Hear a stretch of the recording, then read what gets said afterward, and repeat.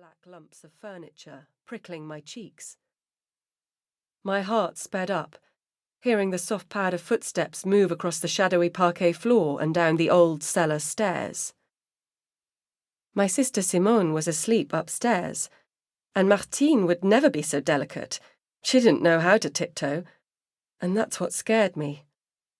We'd had intruders before, bad French who knew there wasn't a man in the house, must have come back to steal whatever jewels the Germans had yet to take. That's what everyone called the collaborators. Bad French. The good French kept to themselves and would never do business with a German. I lit a candle, walking the few steps through the main salon to the cellar.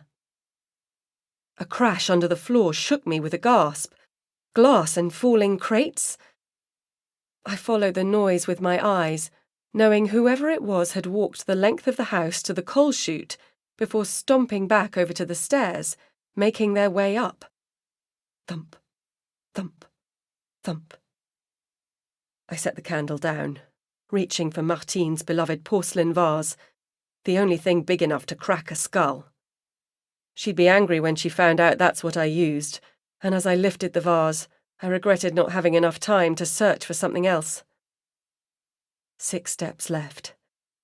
5, 4, 3, 2.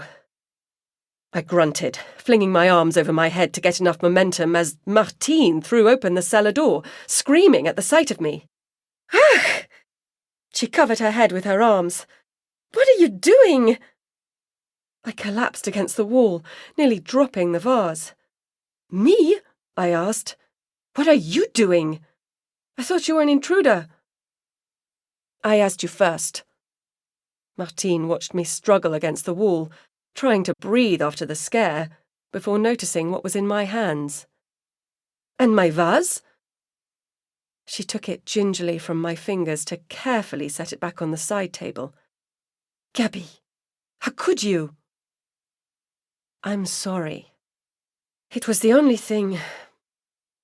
I stood straight, noticing her dirty fingernails in a flick of light, and a smear of dirt on her cheek. What are you up to? I glanced once at the cellar door, then back to Martine. What's down there? No, don't, she said when I reached for the doorknob. And if there was one thing I knew about my little sister, it was that when she asked me not to do something, it usually meant she was hiding something. What are you up to? She crossed her arms. Nothing. Something, I said, reaching for the doorknob again, but she threw her back up against the door. You've been at the cliffs again, haven't you? She chewed her thumbnail. Are you hiding a boy? My eyes narrowed, and she shook her head, but I didn't believe her, not with how vigorously she was chewing on that thumbnail. You know what the penalty is for keeping a boy from the factories? It's not that. She pulled her thumb from her teeth.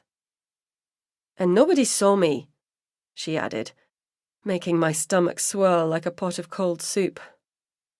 She had done something, and I was immediately reminded of when we'd fled from Paris and why. I covered my mouth. Don't do that, Gabby. Don't make that face. A lorry rumbled down our road, and we both turned toward the front door. In the dark, in the night, in occupied France, we'd been trained to know the difference between a lost lorry and a German one on a mission. The engine glugged instead of hummed, and the speed was recklessly fast, followed by a lurching stop. Doors opened and closed, and mounting footsteps walked the pavement in heavy boots.